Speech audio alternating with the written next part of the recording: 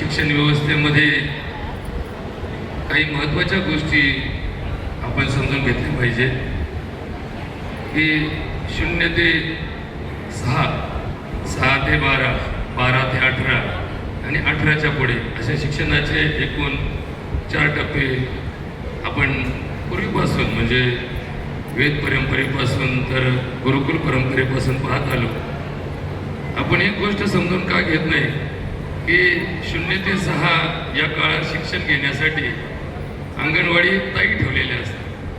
तिथं अंगणवाडीला दादा ठेवले जात नाही. अंगणवाडी शिकवण्यासाठी गडी माणसाची नेमणूक कोणी करत नाही. का बरं करत नाही याच्यावरती कोणी विचार केला का? कारण जितका मुलगा मुलगी लहान असते याचं जेवढं बाईशी जुळतं तेवढं गड्याशी जुळत नाही. आणि हीच शिक्षणाची पद्धत प्राथमिक शिक्षणामध्ये असते.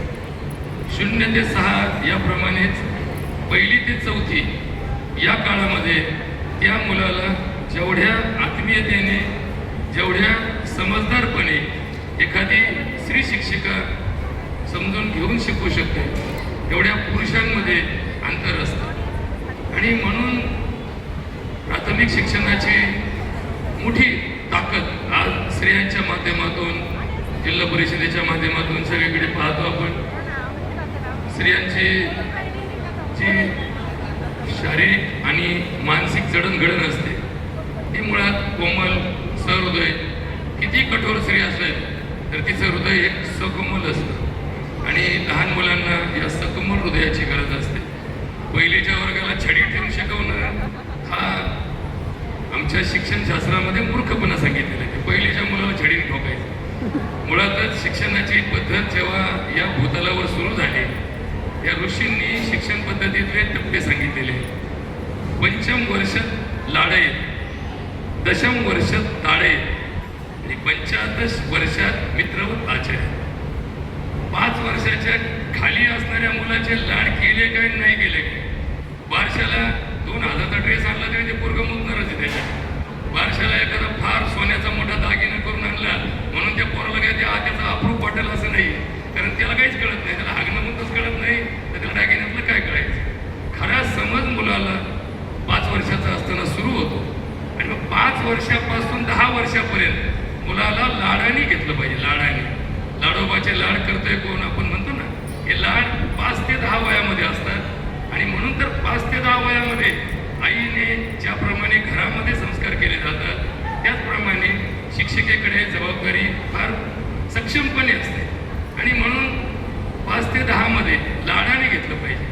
आणि जिथं शिक्षणामध्ये शिक्षा केली पाहिजे ते वय 10 ते 15 असतं. 10 ते 15 म्हणजे हायस्कूलचं वय असतं. 5वी ते 10वी मध्ये या मुलांना लाडाने घेऊन फार जमत नाही. कारण लाडाने घेतल्यानंतर हे मुलं लाडावलेले असले तर ते शिकत नाही.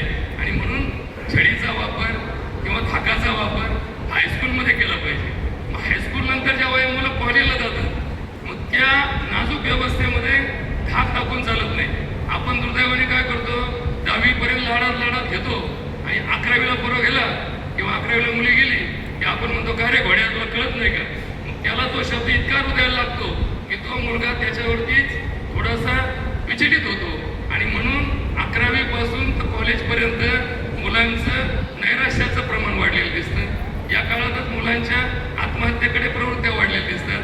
आता हे झालं वरच्या वर्गाचं. आणि वरच्या वर्गात मुलांचं प्रमाण वाढलं म्हणून 1ली पासून परीक्षा बंद करून टाकल्या. कोणत्या शिक्षण धोरणाने आणि कोणत्या शिक्षणाच्या मंत्र्यांनी हा कायदा केला की 1ली ते 9वी परीक्षाच घ्यायची नाही. अहो, जर मतदान मोजणीच केली नाही तर त्या मताला अर्थ काय राहिला? जर अभ्यासाचं मूल्यमापन केलंच नाही तर त्या परीक्षेला किंवा त्या वर्षाला अर्थ काय राहिला? म्हणजे मुलगा वर्षभर शाळेत अभ्यास करत होता हे कधी कळतं? ज्यावेळेस त्याचं वर्षाअखेर मूल्यमापन केलं जातं. मूल्यमापनच नाही केलं नुसतं वर्षभर हेलपाटे मारले तरी ते मुलगा पास. हे जेव्हापासून या शिक्षण क्षेत्रात घुसलं तेव्हापासून फार वाट लावून टाकली या शिक्षण क्षेत्राची. खरं तर मुलांना स्पर्धेमध्ये टिकायचं असेल तर प्रत्येक आठवड्याला, प्रत्येक पंधरवाड्याला, प्रत्येक महिन्याला, प्रत्येक सत्राला याप्रमाणे परीक्षेचं कुठेतरी त्याच्या पाठीमागे भुंगा लागला पाहिजे.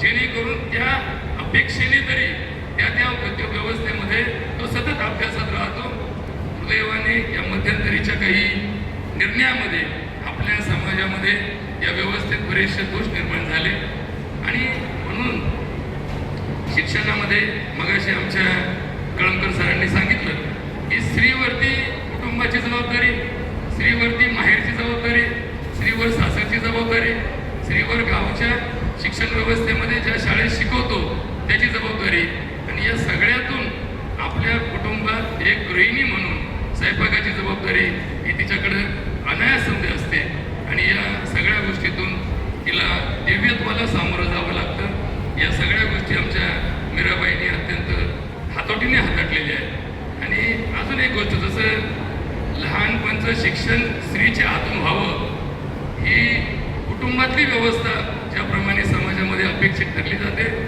त्याचप्रमाणे स्वयंपाकाची जबाबदारी ही गृहिणी किंवा स्त्रीला त्या प्रकारे एक गुण दिलेला असतो आणि म्हणून स्वयंपाक चांगला झाला किंवा स्वयंपाक करण्याची कला ही स्त्रीला अवगत असते.